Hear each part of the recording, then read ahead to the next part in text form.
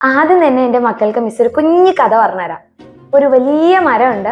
ആ മരത്തിൽ ഒരു അമ്മ അണ്ണാനും ഈ ഒരു അമ്മ അണ്ണാന് രണ്ട് കുഞ്ഞു അണ്ണാൻകുട്ടികളുണ്ട്. അവരുടെ പേരാണ് മിട്ടുവും കിട്ടും. അങ്ങനെ അമ്മ അണ്ണാൻ എന്ത് ചെയ്യും? ഈ മിട്ടുവിനോടും കിട്ടുവിനോടും ഡെയിലി പറയും, എങ്ങനെയാണ് ആരെങ്കിലും ആക്രമിക്കാൻ വന്നു കഴിഞ്ഞാൽ മരത്തിൽ നിന്ന് എങ്ങനെ നിങ്ങൾക്ക് ഇറങ്ങി ഓടാൻ പറ്റും. അപ്പൊ മിട്ടു ആണെങ്കിൽ അമ്മ പറയുന്നതൊക്കെ കേട്ടിട്ട് എന്നും പ്രാക്ടീസ് ചെയ്യും. എന്നും മരത്തിന്റെ കൊമ്പിലിരുന്ന് താഴോട്ട് ഇറങ്ങി ഇറങ്ങി ഇറങ്ങി പ്രാക്ടീസ് ചെയ്യും. പക്ഷെ കിട്ടുവാണെങ്കിലോ നല്ല മടിയനാണ്.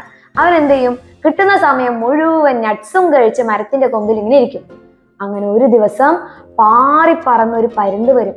പരുന്ത് വരുന്ന സമയത്ത് മിട്ടു പരുന്തിനെ കണ്ടത് എന്ത് ചെയ്യും? താഴോട്ട് ഓടി രക്ഷപ്പെടും.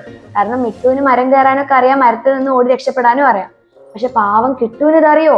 കിട്ടു ഉള്ള സമയം മുഴുവൻ നട്ട്സ് ഒക്കെ കഴിച്ച് മിണ്ടാതെ ഇരുന്നു അല്ലെ. അപ്പൊ കിട്ടു എന്ത് ചെയ്യും? പേടിച്ച് മരത്തിന്റെ കൊമ്പിൽ നിന്ന് താഴോട്ട് ഒറ്റ ചാട്ടാണ്.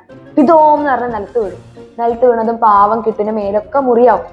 അങ്ങനെ കിട്ടുവിനോട് അമ്മ പറഞ്ഞു, അമ്മ പറയുന്നത് കിട്ടു കേൾക്കണം, ഇത് ഡെയിലി പ്രാക്ടീസ് ചെയ്ത് കഴിഞ്ഞാൽ മോനും ഇതുപോലെ തന്നെ ഓടി രക്ഷപ്പെടാൻ വേണ്ടി പറ്റും. അപ്പൊ കിട്ടു എന്ത് ചെയ്തു?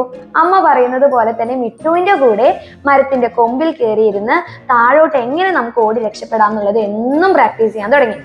അങ്ങനെ ഒരു ദിവസം വീണ്ടും ആ ഒരു സെയിം പരുന്ത് ഈ മിട്ടുവിനെയും കിട്ടുവിനെയും പിടിക്കാൻ വേണ്ടി വന്നു. അപ്പൊ കിട്ടു മിട്ടുവിനോട് പറഞ്ഞു, ദേ വരുന്നു, ആ പരുന്ത് വരുന്നുണ്ട്, നമുക്ക് ഓടി രക്ഷപ്പെടാന്ന് പറഞ്ഞ് കിട്ടും മിട്ടും കൂടി ഒരുമിച്ച് മരത്തിന്റെ കൊമ്പിൽ നിന്ന് താഴോട്ട് ഓടി രക്ഷപ്പെടും.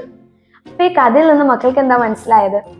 അതായത് നമ്മൾ ഒരു കാര്യം പ്രാക്ടീസ് ചെയ്യുകയാണെങ്കിൽ ഒരു തവണയല്ല, രണ്ടല്ല, 3 തവണയല്ല, കുറേ തവണ പ്രാക്ടീസ് ചെയ്ത് കഴിഞ്ഞാൽ പിന്നെ ആ കാര്യം നമുക്ക് പെട്ടെന്ന് ക്യാച്ച് ചെയ്യാൻ വേണ്ടി പറ്റൂല്ലേ. ഇപ്പൊ ഫോർ എക്സാമ്പിൾ എൻ്റെ മക്കൾക്ക് ഇപ്പോൾ ഒരു പുതിയൊരു ലാപ്ടോപ്പ് കിട്ടിയെന്ന് വിചാരിക്കാം. അപ്പൊ ആദ്യം അതിൽ ABCD ഇതൊക്കെ കണ്ടെത്താനും അതിൽ ഓരോ കാര്യങ്ങളും നോട്ട് ചെയ്യാനും നമുക്ക് ഒത്തിരി സമയം എടുക്കും. പിന്നെ നമ്മൾ രണ്ടാമത്തെ തവണ വീണ്ടും ആ കാര്യം ചെയ്യാണ്, മൂന്നാമത്തെ തവണ ചെയ്യുന്നു, ഡെയിലി അത് പ്രാക്ടീസ് ചെയ്യുന്നു. അങ്ങനെ ഡെയിലി പ്രാക്ടീസ് ചെയ്ത് കഴിഞ്ഞാൽ ആ കാര്യങ്ങളൊക്കെ നമുക്ക് ഈസി ആയിട്ട് ചെയ്യാൻ വേണ്ടി പറ്റുന്നുണ്ട്. അതേപോലെ തന്നെയാണ് എൻ്റെ മക്കൾ പഠിക്കുന്ന കാര്യങ്ങളും. ഇപ്പൊ മാത്സ് ആയിക്കോട്ടെ, ഇംഗ്ലീഷ് ആയിക്കോട്ടെ, ഇനി നിങ്ങൾക്ക് പഠിക്കാനുള്ള സയൻസ് സബ്ജക്റ്റ് ആയിക്കോട്ടെ, ഇതെല്ലാം പഠിക്കുന്ന സമയത്ത് നിങ്ങൾ ഹോംവർക്ക് ചെയ്യാം. ഇപ്പൊ നിങ്ങളെ ടീച്ചേഴ്സ് നിങ്ങൾക്ക് ഹോംവർക്ക് തന്നിട്ടില്ലെങ്കിലും നിങ്ങൾ വീട്ടിൽ പോയിട്ട് എന്ത് ചെയ്യണം? ഒരു ഹോംവർക്ക് പോലെ തന്നെ അത് പ്രാക്ടീസ് ചെയ്യാം. അപ്പൊ പ്രാക്ടീസ് ചെയ്ത് കഴിഞ്ഞാൽ 2-3 തവണ നിങ്ങൾ പഠിക്കുന്നത് പോലെയാണ്. അപ്പൊ 2-3 തവണ പഠിച്ചു കഴിഞ്ഞാൽ പിന്നെ നിങ്ങൾക്ക് ആ ഒരു കോൺസെപ്റ്റ് എന്താണ് പഠിക്കുന്ന കാര്യം എന്നുള്ളത് പെട്ടെന്ന് ഗ്രാസ്പ് ചെയ്യാൻ വേണ്ടി പറ്റും.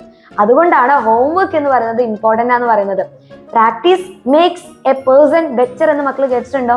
അതായത് നമ്മൾ ഒത്തിരി തവണ പ്രാക്ടീസ് ചെയ്യും ഒരു കാര്യം, അത്രയും തവണ പ്രാക്ടീസ് ചെയ്ത് കഴിഞ്ഞാൽ എന്തായാലും നിങ്ങൾ പെർഫെക്റ്റ് ആവും. നിങ്ങൾ എന്താണോ ചെയ്യുന്ന കാര്യം അതിൽ നിങ്ങൾ എപ്പോഴും മാസ്റ്ററി ആയിരിക്കും. അതായത് നിങ്ങൾ പഠിക്കുന്ന കാര്യത്തിലാണെങ്കിൽ പഠിക്കുന്ന കാര്യത്തിൽ നിങ്ങൾക്ക് ഒത്തിരി കാര്യങ്ങൾ പെട്ടെന്ന് ഗ്രാസ്പ് ചെയ്യാനും പറ്റും. നിങ്ങൾ ആ പഠിക്കുന്ന രീതിയിലും ചേഞ്ചസ് ഉണ്ടായിരിക്കും. അപ്പോൾ ഹോംവർക്ക് ചെയ്യുക. മാത്സ് ആണെങ്കിൽ എഴുതി തന്നെ പഠിക്കാം.